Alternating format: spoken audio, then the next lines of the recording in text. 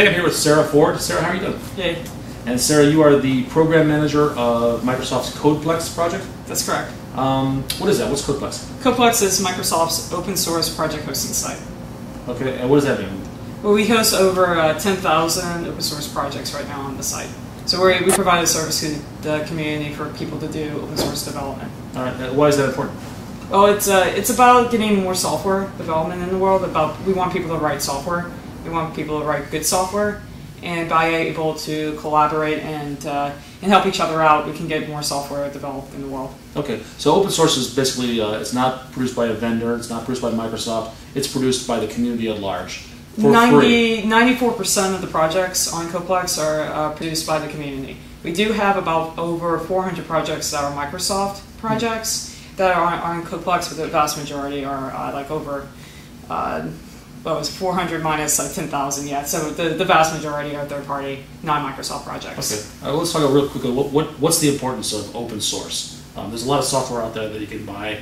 Why open source? And why do people care about that? Well, there's a lot of reasons. You can look at, like, historically, it was either you were using Microsoft stack or you were using the open source stack, and then it really doesn't have. When you look at open source as a way of like doing collaborative development, it doesn't make sense to have this exclusivity. So by having the ability to do open source to I hate to say it's not just Microsoft, but if you do it, if you enable the Microsoft stack to be able to participate, you can not only bring people over from this world, you can also bring over like best practices and other methodologies. You can bring a lot of experience. That's a great way to share ideas among other technology communities. Right, okay. And another part about it is like getting to the root of it is before CodePlex, all the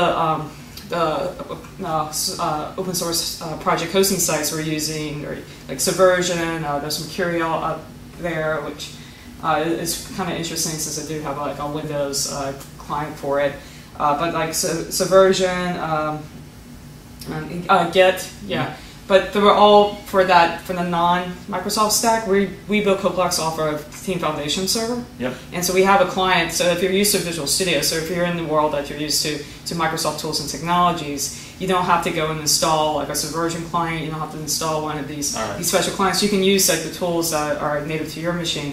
And what we also did when we put together CodePlex is enable the Subversion clients to be able to work. That was our number one feature request for over 2 years with CodePlex. So you're trying to minimize the friction. Yeah, exactly. Get people to, from their own environment, be able to contribute to and get things from. Open source should be tool agnostic. That's how we look at it. Yeah. So why does Microsoft care so much about this? I mean, there were a lot of open source vendors before, as you mentioned. Is vendor the right word? I don't know. Open source providers, hosts. But it gets back to, there wasn't a place that really supported Microsoft tools and technologies. If you think about like none of the other existing sites offer Team Explorer support. Okay. So it was a way. And then it goes back to what I said earlier. We want people to write software, and by having more like people who are passionate about open source, but their day job is to do Microsoft. Maybe they like as a hobby, or they're just passionate like. You know, me, I'm passionate about what I get excited about. I'm going to do it in my evening hours, and that's just stopping me. So you can take that talent and that energy, and you can still keep it using within the Microsoft frame. They don't have to. People shouldn't have to go to where they're passionate based on like the tools that they have set up. Like if they're passionate about doing open source, they should be able to do it anywhere. Oh, I totally and not have to like, but I have to use a Subversion client that's going to work over here on a different site. Oh, I totally agree. So I think that the reason I asked the question is that this is a new track for Microsoft. At least the perception has been historically that Microsoft wasn't really open to the idea of open source. And in the last year or two, I think a lot through your efforts, that perception is changing a lot. Yeah, there's a lot of us. Well, there's a lot. There is a lot of us who are like pushing the perception change. Maybe I'm just one small part of the whole like this cultural change. Because CodePlex is one part, but then there's also the projects. Without our project owners, we're an empty site. So there's like like the Ajax Control Toolkit. I Sure. always talk about, since that was one of the first projects on CodePlex. I had 3 projects on CodePlex when it first went live. Yeah. 3 years ago, but Yeah, the MEF and Velocity, those are both on available on CodePlex. MEF is I'm not sure about the other one. Well, maybe not. I can't keep up. It could be I just can't keep up with the 10,000 projects. But like Ajax Control Toolkit was really one of the the groundbreaking projects, because I had the power toys for Visual Studio, right. and after the work that the Ajax Control Toolkit team was doing, it was easy for me to quickly follow in their footsteps. But they really kind of paved the way, the initial way of here getting these projects up. The other project that was really big at the time was Iron Python, and then Iron Ruby is now on CodePlex. Yeah, so there's a bunch of Microsoft open source projects, and then there's the work with Microsoft's Open Source Lab, and we had a big presence at the Raleigh Open Source Convention a couple weeks ago, demoing the Linux kernel contributions. They were doing demonstrations of that. So there's just a bunch of. How are those people accepting of you? They're kind of waiting to see. The OSCON folks? Yeah, they're distrustful of Microsoft, aren't they? I've been going to the Raleigh Open Source Convention for the past 4 years. Okay. And my first year, I wasn't quite sure what to think. I wasn't actually thinking anything, because I'm just used to coming to conferences. And right. the first guy I met had the anti-Microsoft T-shirt on, Microsoft with a big red nail. I'm like, oh, that's different. Can we take a picture? Because my main tag says Microsoft. So yeah, there was a lot of kind of like what you're doing here, and not in a negative way, but just a surprising Maybe a little suspicious, right? And it wasn't suspicious. It was more just surprise. When there was I was in a workshop on understanding how open source communities, why did some are successful and others fail, and they were talking about the biggest cultural change, or the biggest issue with doing open source or going open source is convincing your development team to make some cultural changes. Okay. And I was in the front, one of the front 2 rows, and I raised my hand and I said, thank you, thank you, thank you. I thought it was just me, because Microsoft, I'm running this project. And the guy told me a year later, the person who was running the speaker, he said that everyone behind me, their faces just were like what? When I was talking about the Microsoft person is saying, yeah, I'm having this hard time with this cultural change. I'm glad to know it's not just me. But and then just 2 weeks ago, so that was 4 years ago. Just 2 weeks ago, there was not a single "Why are you here?" comment. There wasn't a single negative comment. That perception change. The people were like, "It's great to see you here," and when I told them what I was doing, they were just like there was not a question of "Why are you doing this?" I mean, I was expecting yeah, there's other project hosting sites. Why are you doing this? I was waiting for that question. I mean, it's a valid question, but and then because it allows me to explain the unique features that CodePlex offers and why we're in the world. But no one asked me that. They were just like, "That's great. Keep up. Keep changing Microsoft." And it was neat. It was and really neat. neat. Keep developers happy. That's contagious, because developers. Yeah. Maybe I'm biased here, being a developer, but we do have influence. Well, we write the software, we get excited about it, and that's contagious. And I mean, it's like a developer's a developer. We're all the same, and it's because it doesn't matter. I'm here, I'm at a Microsoft-based conference, whereas 2 weeks ago it was an open source-based conference. But at the end of the day, we're all developers, and we all understand each other's needs, pains, and passions about staying up late to time goes by. 5 hours have gone by because you've been coding on this one thing because you got so excited about it. That's technology agnostic, what you just described there. Yeah, exactly. Yeah. So what's your job as the program manager? What is it? Yeah, so my job, I'm in charge of the what. The devs are in charge of the how. Okay. We're an agile team. We use about 90% of extreme programming, the disciplines from XP. My job is to figure out what is the feature set, prioritize the feature set. I'm in charge of the design. I'm in charge of, okay, what should the user experience look like, and come up with almost like a lightweight specification. It's because it's agile. It's not going to be like your 60-page specification. Thank God. But yeah, I'm coming from 6 years of Visual Studio, where I was kind of used to that world. But yeah, so we have these moving targets of user experience, and so after I do all that, then my job is to also break down the feature work into a 3-week deployment cycles. So we have 5 weeks of development work, and we overlap 2 of the weeks so that we were deploying every 3 weeks. Okay. And that was something that it took me a while to get used to, was knowing that once I got the lightweight specification, I have to now break that down into what can the devs code in 1 to 2 weeks. Yeah, you came from the Visual Studio team, right? Yeah, where it's like 3 years. Yeah. Sure. And I went through like four products. Tail end of the beginning, and I left that right at the beginning of the 2008 release. So I've been there since. Yeah, I joined the team 5 months before Visual Studio.NET 2001. 2002 came out. .NET Framework 1.0. Okay. Any big changes coming up we can expect? For CodePlex? For CodePlex? Yeah, so the feature that I just announced, whatever the length of this video is at this point, that I just said publish on, we have 2 new features that came out last night. There's a new editor role. Like, people are always looking to say, hey, I want to contribute to open source software, but I'm not a developer, or I don't have, there's nothing that I can do to in the code-wise, contribute to this project, but I really want to give back somehow.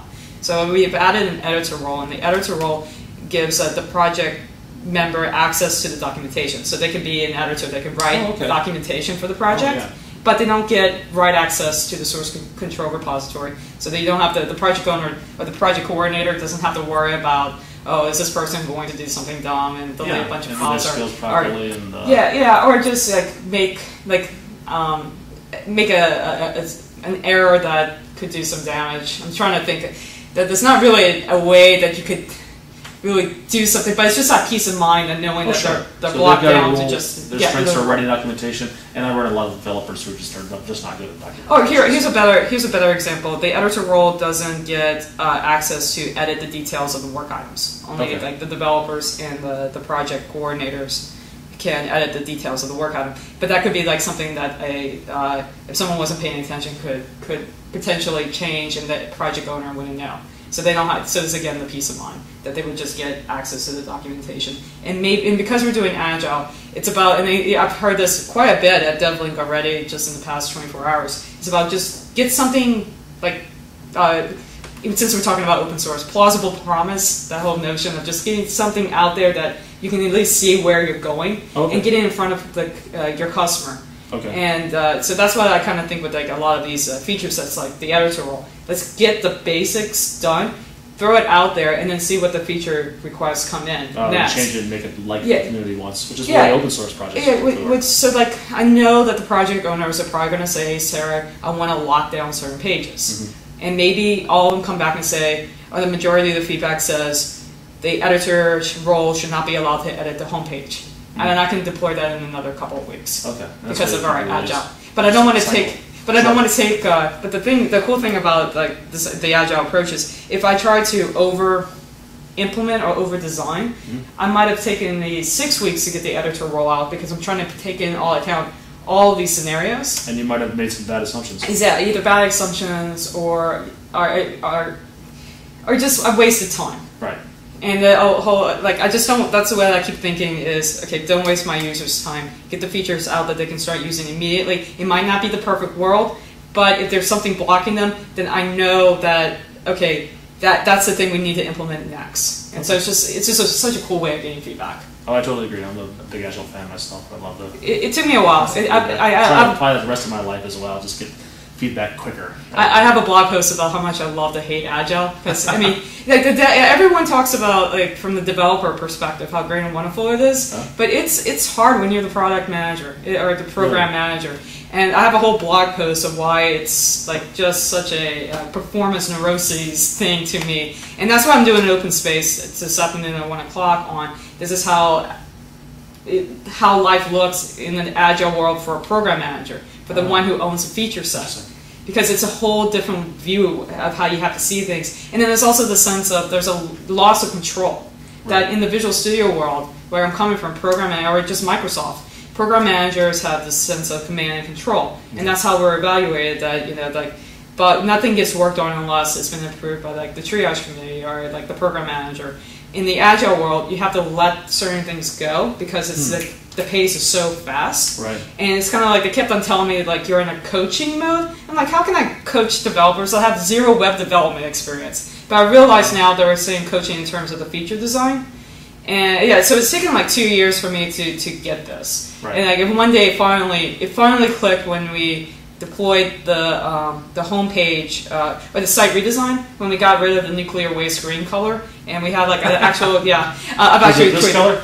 It was worse, and it was much worse. It was like the color of those like plants over there or something. It was just like awful. And but when that went live, and I had like no feedback whatsoever on how to improve it, like the UI, because we were getting all these little bits and pieces of feedback along the way, because it took me 6 months to implement it, but we were implementing it so slowly over time by course correcting with each release. That at the end we came up with something very different than what we started with in the summer.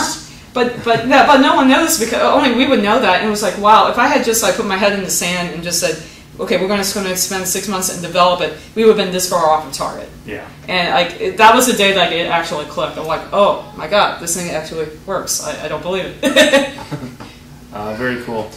Before we go, you have a book that it's a good book and it's for a good cause. Yes. Tell us about that. So yeah, the book is called Microsoft Visual Studio Tips: 251 Ways to Improve Your Productivity. And it's basically where I was at the Tip of the Day series at the time. So people ask me why 251. Well, that was the number of tips I had when I wrote the book proposal.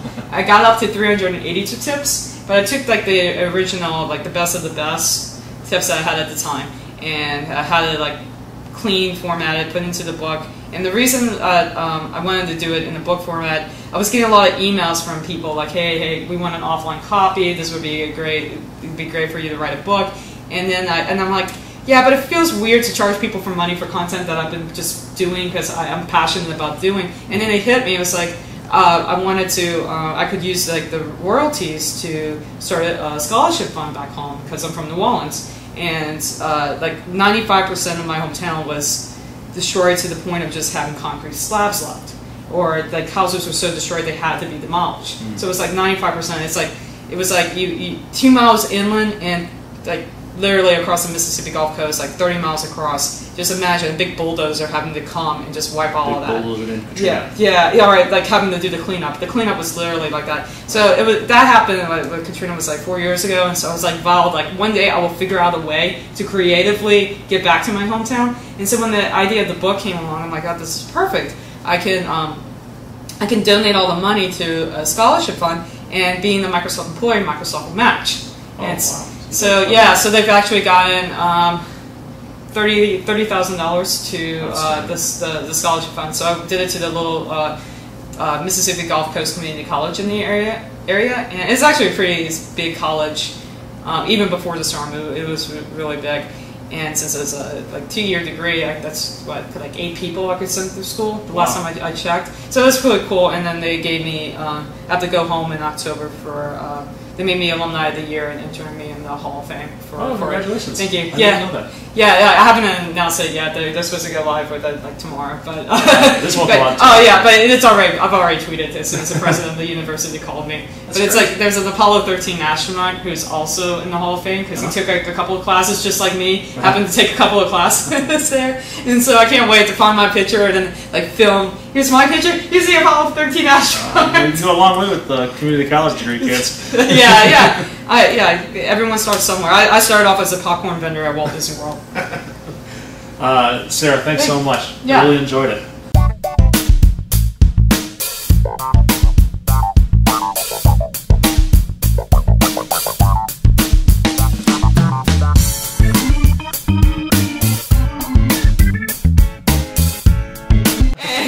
I got friends in all the wrong technologies. Please get off of MySpace. At least join Facebook, please. High school people, please, Facebook. No more MySpace.